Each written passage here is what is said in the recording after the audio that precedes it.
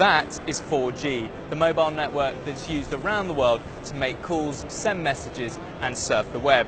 Now there are plans for 4G to be replaced by, you guessed it, 5G, a new faster network that has the potential to transform the internet.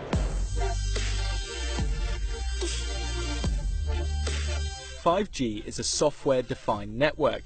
It means that while it won't replace cables entirely, it could replace the need for them by largely operating on the cloud instead. This means it will have 100 times better capacity than 4G, which will dramatically improve internet speeds. For example, to download a 2-hour film on 3G would take about 26 hours. On 4G you'd be waiting 6 minutes, and on 5G you'll be ready to watch your film in just over 3.5 seconds. But it's not just internet capacity that will be upgraded, response times will also be much faster. The 4G network responds to our commands in just under 50 milliseconds.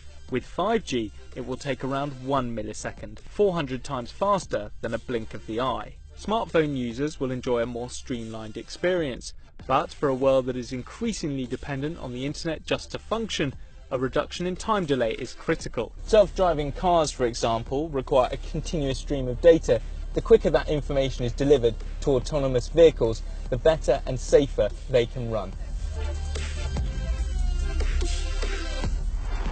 For many analysts, this is just one example of how 5G could become the connective tissue for the Internet of Things, an industry that's set to grow threefold by 2025, linking and controlling not just robots, but also medical devices, industrial equipment, and agricultural machinery. 5G will also provide a much more personalised web experience using a technique called network slicing. It's a way of creating separate wireless networks on the cloud, allowing users to create their own bespoke network. For instance, an online gamer needs faster response times and greater data capacity than a user that just wants to check their social media. Being able to personalise the internet will also benefit businesses. At big events like Mobile World Congress, for example, there is a mass influx of people in one particular area using data-heavy applications. But with 5G, organisers could pay for an increased slice of the network, boosting its internet capacity and thus improving its visitors' online experience. So when can we start using 5G? Well, not yet, and according to some analysts, not until 2020. 5G was created years ago and has been talked up ever since. Yet it's estimated that even by 2025, the network will still lag behind both 4G and 3G in terms of global mobile connections. Its mainstream existence faces multiple hurdles. The most significant of these, of course, is cost. According to some experts, 5G could cause network operators to tear up their current business models for it to make business sense.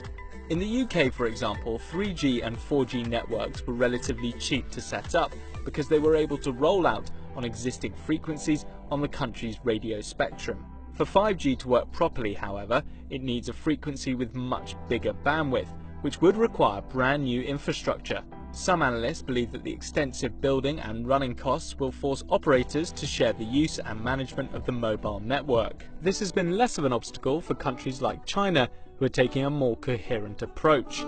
The government, operators and local companies such as Huawei and ZTE are about to launch big 5G trials that will put them at the forefront of equipment production for the new technology. That may be at the expense of the West, where there is concern regarding Asia's 5G progress. A leaked memo from the National Security Council to the White House called for a nationalised 5G network to keep the US ahead of their global competitors. White House officials dismissed the idea, but some experts predict that by 2025, nearly half of all mobile connections in the US will be 5G, a greater percentage than any other country or region. It's still likely, however, that much of the West will have a more gradual approach to 5G, driven by competition but with a patchy style of development. For example, AT&T pledged to start rolling out 5G later this year, but in just a handful of cities. For key industrial zones, however, it's predicted the technology will be adopted quickly, while for many in rural areas, 5G may be a long way off. But when 5G does establish itself and fulfill its supposed potential, it could even change how we get the internet at home and at work, with the wireless network replacing the current system of phone lines and cables. It may not happen overnight, but 5G is coming. Hi guys, thanks for watching. Do you think 5G is going to transform the internet? Comment below the video and let us know. And don't forget to like the page. See you next time.